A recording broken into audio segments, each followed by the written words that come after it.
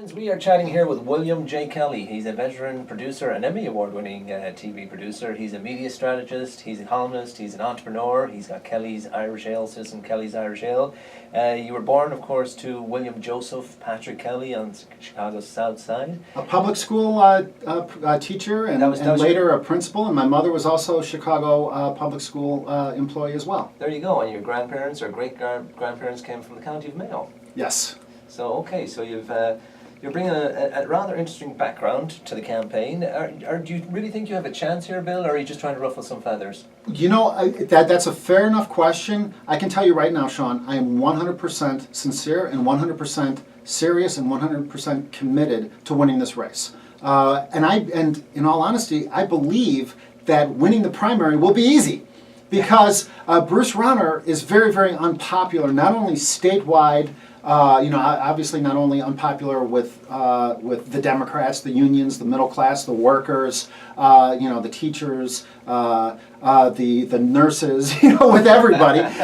But he's also, believe it or not, Sean, very unpopular with the Republicans. Okay, he's actually gone against the Republican Party platform as well. How does the party feel about you going up against an incumbent? Because that's rather unusual, isn't it? Well, it is. It's not that unusual. There have been many examples of challengers who, where the exact, the right candidate, the right name, the right place, the right time, and I think that this is finally, the right place, the right time, the right campaign, the right race, the right opponent. Bruce Rauner will be defeated in 2018. Make no mistake about it. I'm doing the Republican Party a favor by replacing Bruce Rauner in the primary. Okay? I have a better chance of winning the general election than Bruce Rauner does. Bruce Rauner has no chance of re-election in the state of Illinois, guaranteed. I have a better chance of winning the general election, and like I said, it'll probably come down to Kelly versus Kennedy, so either way, you will have your Irish governor, Sean. We're going to have an Irish guy. Okay. Just to go back to the fixtures for tomorrow for the GAA, it's Derry versus Tyrone at 8 a.m. and it is Dublin versus Galway at 10 a.m. And as we mentioned, those games available at the Galvins up there on West Lawrence Avenue. William J. Kelly's been with us throughout the second hour of the program here today, friends. He is running for governor. He hopes to be the Republican nominee, and we'll see how that pans out. By the way, Bill, is it easy to run for governor? What's involved? Well, that's a great question. If somebody asks you, is it easy to host a radio show? That would be a very difficult question for you to answer because it is easy for you to do it because you have a heart and a passion to do an Irish radio show.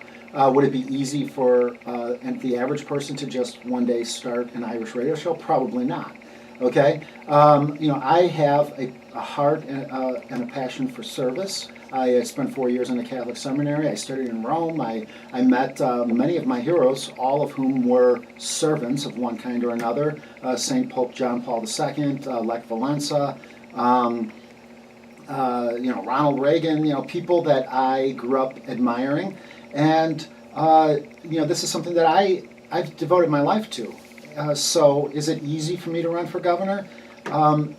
I guess it would be harder for me not to run for governor than it is for me to run for governor at this point in our state's history.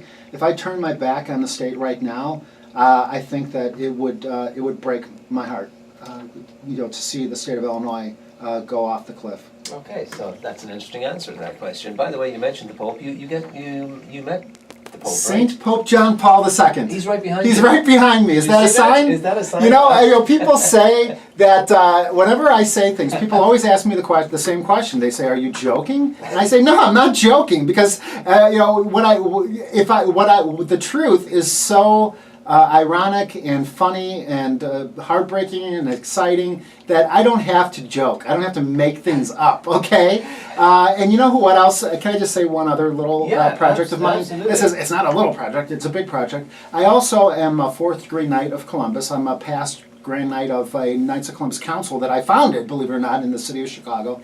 And I discovered that the that the founder of the Knights of Columbus was, in fact, an Irish priest. Not a lot of people know that. They think the Knights of Columbus, they think it's an Italian, historically an Italian organization, which, obviously it's a multi-ethnic, organization, of course. But it was founded by Michael J. McGivney, an Irish priest. And I have a personal goal of making Michael J. McGivney a saint. And if he is canonized a saint, he will be the first the first priest, American-born priest, to be canonized a saint. So please, please, please help me in not only my campaign to become governor, but my campaign to make Michael J. McGivney the first Irish-born priest to be canonized a saint. Two very exciting campaigns going on at the one time, Bill. Yes. Like I said, I can't not do this. It's too important. All right. So, by the way, just we got word here that one of your Democratic opponents will be down at Gaelic Park tomorrow as well. Oh, wonderful. So, Chris Kennedy will be hanging out at Gaelic Park. Historic. Sir Regan will be there. Mary Ann will be down there.